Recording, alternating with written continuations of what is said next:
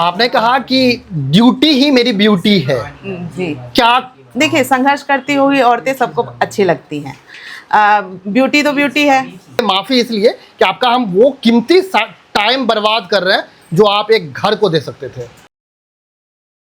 मैं हूं अमर और आप देख रहे हैं न्यूज़ चैट। ये वाली जो लाइन है ये मैं पीछे बोलने की कोशिश आज कर रहा था, लेकिन पहले इसलिए कि वोटर आईडी कार्ड जो आपके हाथ में, जो आपकी इंडियन होने की पहचान कभी होती थी, आज वो पहचान आपका इलेक्शन कमीशन में एक वोट के दायरे में वन नेशन वन इलेक्शन की कैंपेन को आगे बढ़ा रहा है। क्या इसी कड़ी में हम एक बीएलओ से बात करने की जा रहे हैं। बीएलओ के नाम और आइडेंटिटी हम आपको नहीं बताएंगे, क्यों नहीं बताएंगे ये हम आगे बताएंगे। मैडम, आपका बहुत बहुत स्वागत है। सबसे पहले माफ़ी इसलिए कि आपका हम वो कीमती टाइम बर्बाद कर रहे हैं जो आप एक घर को दे सकते थे।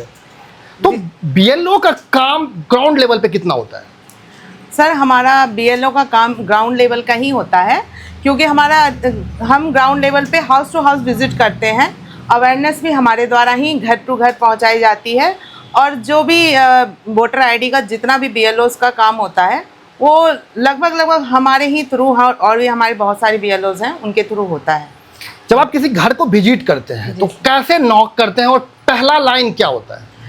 हम किसी भी घर में जाते हैं, हमारे पास जो बीएलओस की हमारी वोटर लिस्ट होती है उसके अकॉर्डिंग हम जाते हैं। हालांकि हमें बहुत तकलीफ़ होती है उस चीज़ में, उनके एड्रेस को ढूंढने में हमें बहुत उसमें संघर्ष करना पड़ता है, क्योंकि यहाँ सीरियल वाइज किसी के एड्रेस है नहीं।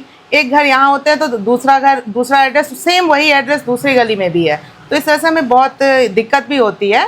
बट हम किसी भी इस तरह से ढूंढ के उनके यहाँ अगर जाते हैं तो हमें उनको बताना होता है कि हम इलेक्शन ऑफिस से आए हैं मैडम, या उनके यहाँ जो भी मिलते हैं, और आपकी वोटर आईडी से रिलेटेड उनको जो भी इंफॉर्मेशन होती है वो हमसे जो भी पूछते हैं वो हम उन्हें पूरी जानकारी देने की कोशिश करते हैं, ताकि उनका विश्वास हम पे बना रहे कि हमारे बीएलओस हैं और हमारी हेल्प करने ही आए हैं। अगर मेरा इलेक्शन कार्ड जी 2002 में था जी और अभी बीच में मैं आउट ऑफ इंडिया चला गया जी, तो मेरा वोटर आईडी कार्ड कट गया, मैं अब भी सिटिंग इंडिया में हूँ और दिल्ली में हूँ, अपने पुराने एड्रेस पे हूँ जो मेरा पहले वाला एड्रेस था, तो मेरा वोटर लिस्ट में नाम नहीं होने का वजह क्या होगा?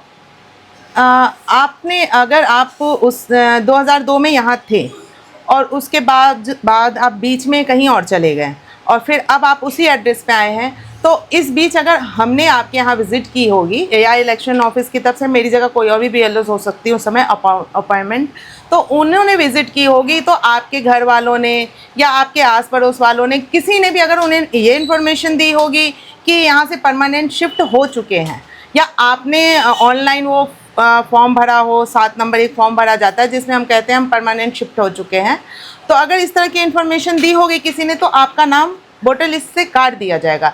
बट आप अगर बाहर, इंडिया से बाहर गए हैं तो इस तरह का कोई इशू नहीं है कि आपका नाम काट दिया जाए। हाँ, हम इसमें ये दिखा सकते हैं कि ये कुछ दिनों के लिए यहाँ से एनआरआई में आपको हम दिखा सकते हैं वहाँ। अब यहाँ जब हम बाहर चले गए तो चूंकि मेरी पढ़ाई और इसको लेकर के बाहर चले गए, हम दूसरा सवाल कि अगर किसी के घर में बेटा और बेटी दोनों है, बेटा उसी घर पे है और बेटी की मैरिड होकर के दूसरी घर चलेगी, बेटी की मैरिड दूसरे कास्ट में होती है। आज के डेट में कास्ट रीजन एक बहुत बड़ा फैक्टर है।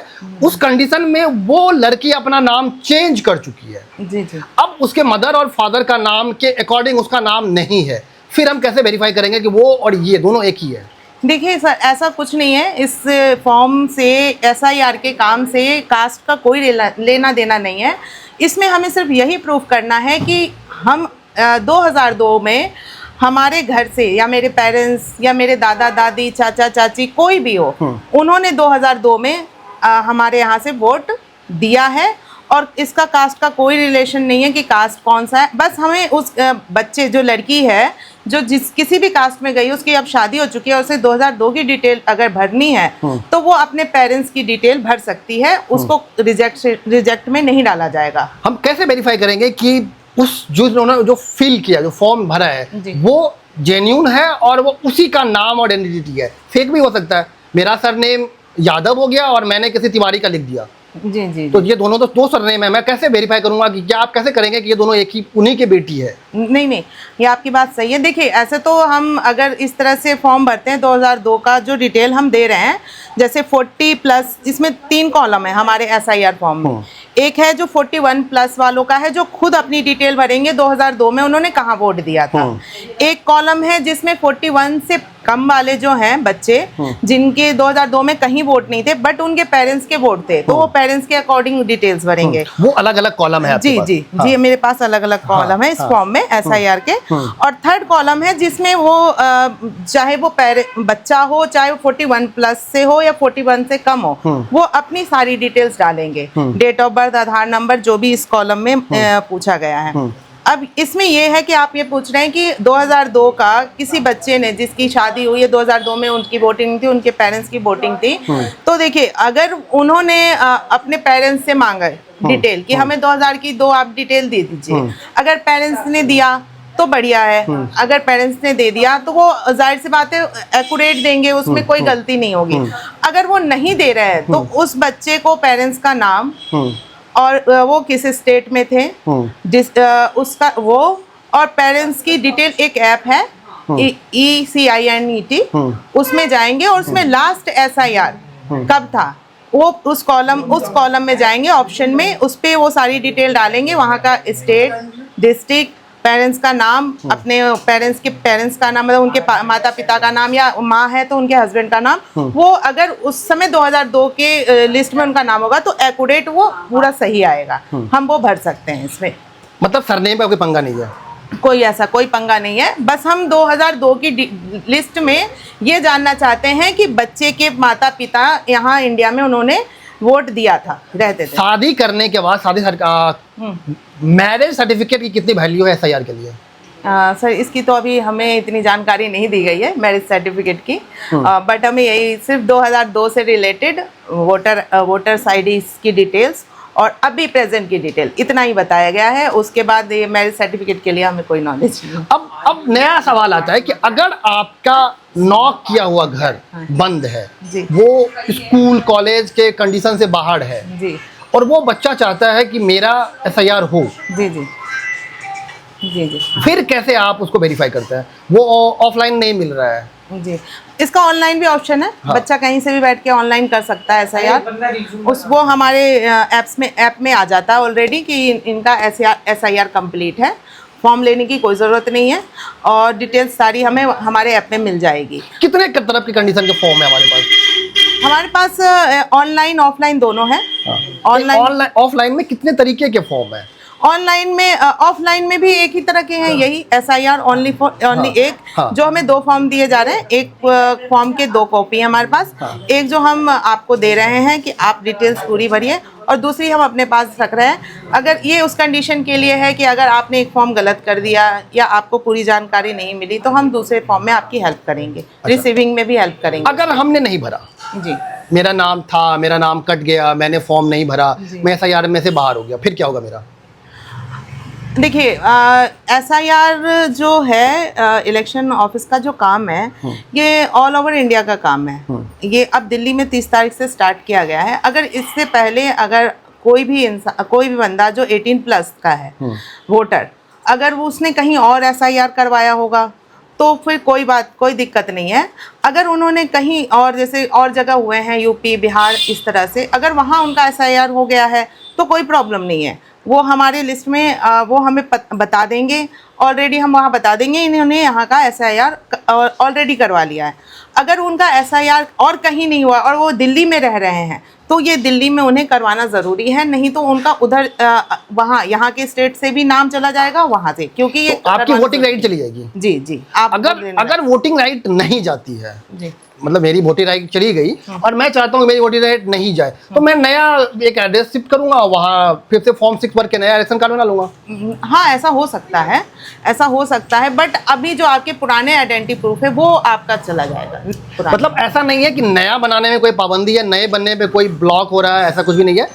अभी इसकी हमें जानकारी ये चीज़ नहीं दी गई। अभी ओनली SIR के लिए बोला गया है कि जो भी पुराने हमारे वोटर्स हैं उनके लिए आप SIR कीजिए, और इस तरह से क्या आगे के क्या प्रोसेस है नाम कटने के बाद या नाम रहने के बाद, क्या प्रॉब्लम हो जाए या कुछ, ये इस तरह की कोई ट्रेनिंग नहीं है अभी। अच्छा, एसआईआर का फुल फॉर्म आपने रिसर्च किया, जी, क्यों किया?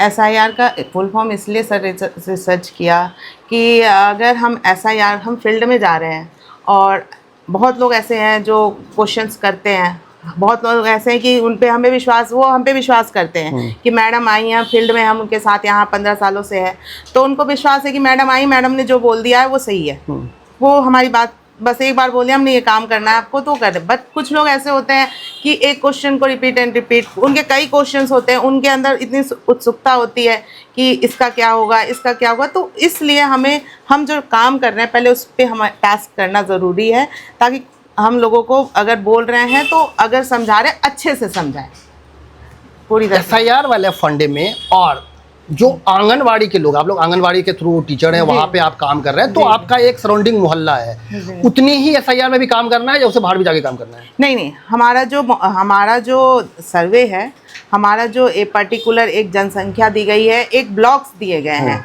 हर ब्लॉक जैसे आली का है या कहीं का भी हो, सरिता बिहार, खादर, कहीं का भी हो, एक ब्लॉक दिया जाता है, उसमें पर्टिकुलर इतनी जनसंख्या होती है, आपको उसी के अकॉर्डिंग काम करना होता है। हम दूसरे में नहीं, हाँ हम उनकी हेल्प कर सकते हैं, अगर वो हमारे में नहीं है तो हम उनको बता सकते हैं आप किस में हो, आप उनसे जाके उन बीएलओ से संपर्क करें। आपको चैलेंजिंग क्या क्या फेस करना पड़ा? आपको लगा कि किसी के घर नॉक किया और गेट खोलने से पहले एक बड़ा डॉगी आया, अब मुझे डर लग रहा है यार, अब ये मुझे काटेगा या मैं इनको नॉक करूं, तो कैसे फेस करें? देखिए सर, चैलेंजेस तो बहुत, किसी भी काम के लिए चैलेंज तो फेस करना पड़ता है, संघर्ष के बिना तो कुछ नहीं होता है, संघर्ष हर काम में होता है।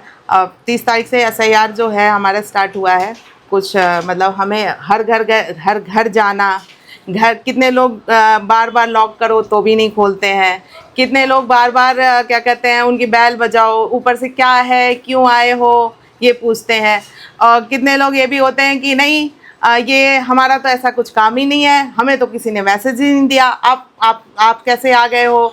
फिर हमें उन्हें अपने आई कार्ड के साथ सब कुछ बताना पड़ता है, उनको बताना पड़ता है, अवेयरनेस देना पड़ता है कि इतने से इतने तारीख तक ये काम चल रहा है, आप एक बार नेट पे सर्च कीजिए। तो कई तरह के ऐसे हमें चैलेंजेस आते हैं जिसे फेस करना पड़ता है, मगर हाँ करते हैं। ऐसा कोई घर जो आज दिन भर में आपको लगा कि यार ये अच्छा था, एक बार में बात समझ गया? हाँ, नहीं है, ऐसे बहुत लोग हैं हमारे साथ जो कोऑपरेट करते हैं, बहुत लोग हैं, काफ़ी लोगों जो नहीं है अवेयरनेस, उनको भी हम कोशिश करते हैं कि ये जागरूक हो और हमारी बात को समझे, क्योंकि ये काम आज ही नहीं, हमें हमेशा दिया जाता है। इस तरह के चैलेंज हम बहुत सालों से फेस कर रहे हैं और हमें पता है आगे भी हमें फेस करना है।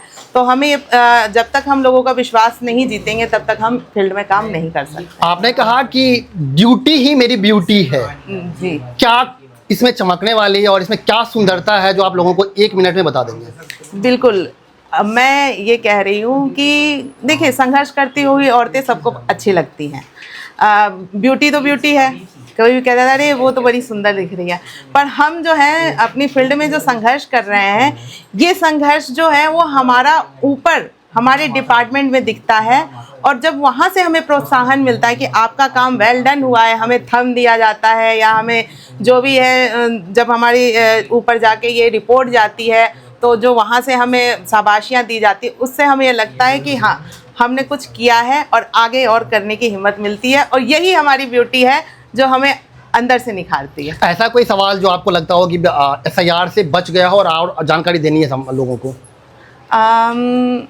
ऐसा तो अभी कुछ नहीं है, एसआईआर से रिलेटेड ही अभी कुछ काम कर रहे हैं, और लगभग जागरूकता है लोगों में, और जिनमें नहीं है कोशिश कर रहे हैं कि और जो भी हमें जानते हैं या जो भी हमें पहचानते हैं, जिनको इस चीज़ की पूरी जानकारी है, उनके थ्रू हम सभी लोग को जागरूक करें और सभी लोग अपना एसआईआर ज़रूर करवाएं, कोई भी ना छूटने। जिनका डेथ हो गया, जी, अब किसी का परिवार में बड़े लोग हैं जिनका डेथ हो गया, वोटर आईडी कार्ड में पिछली बार 2002 में 2003 में उनका नाम था, जी, उनके बेटे का भी डेथ हो गया, उनके घर में इकलौता कोई परिवार का बचा होगा या नहीं बचा होगा, उस घर का क्या?